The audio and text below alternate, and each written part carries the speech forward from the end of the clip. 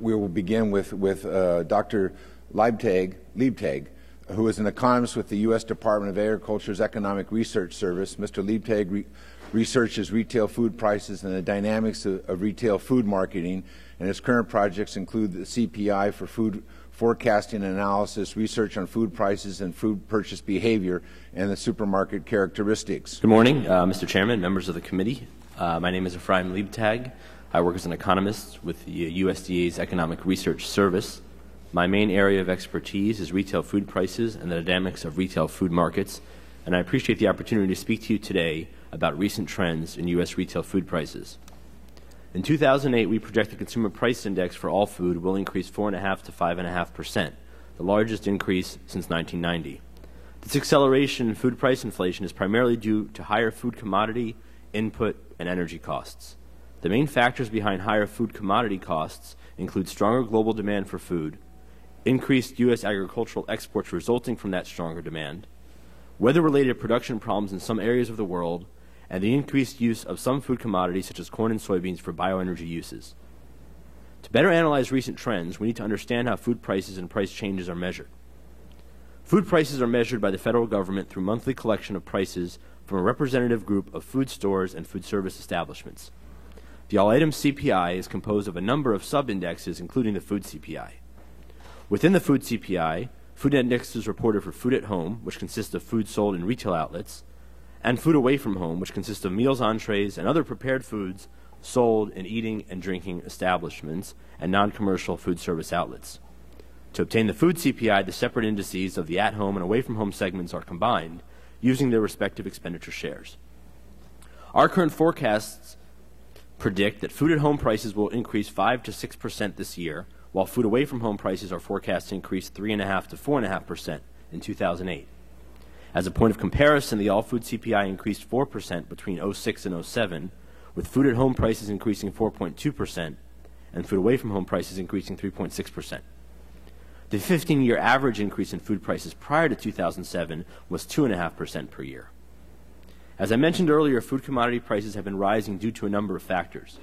For corn specifically, these factors helped push prices from under $2 per bushel in 2005 to $3.40 in 2007, and currently over $7 as of the middle of this year.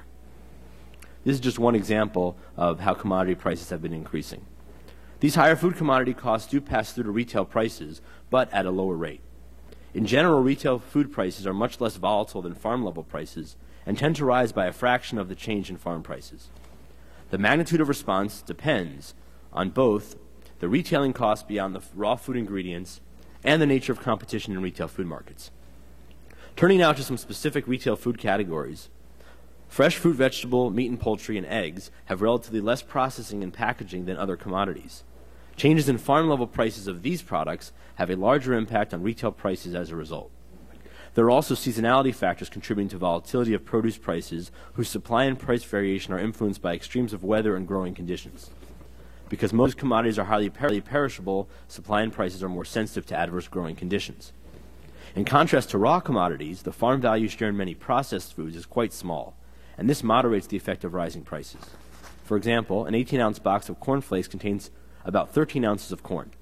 Historically, the actual value of corn represented in the box of corn flakes was about 1% of the cereal price. The almost 50% increase in corn prices in 2007 would be expected to raise the price of a box of cereal by about 0.5%, assuming no other cost increases. This implies that the near 100% increase in corn prices from 2007 to 2008 would increase the corn flakes price by about 1%. Food service operators sometimes look at the producer price index, the PPI, since it measures prices received by processors, suppliers, and wholesalers. Both farm and processed products are included in the PPI, and it more closely represents the price change in food products purchased by food retailers and food service operators. For some food commodities, the PPI is more volatile than the consumer price indexes for those items.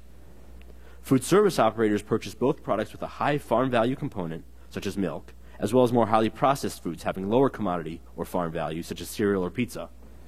Suppliers to the food away from home segment offer both traditional foods requiring additional preparation, as well as highly processed value-added foods, such as heat-and-serve entrees, so that a good understanding of all of these price index measures is important when trying to predict future food costs. Looking ahead, the Department's current long-term projections indicate that retail food price inflation will gradually moderate over the next several years.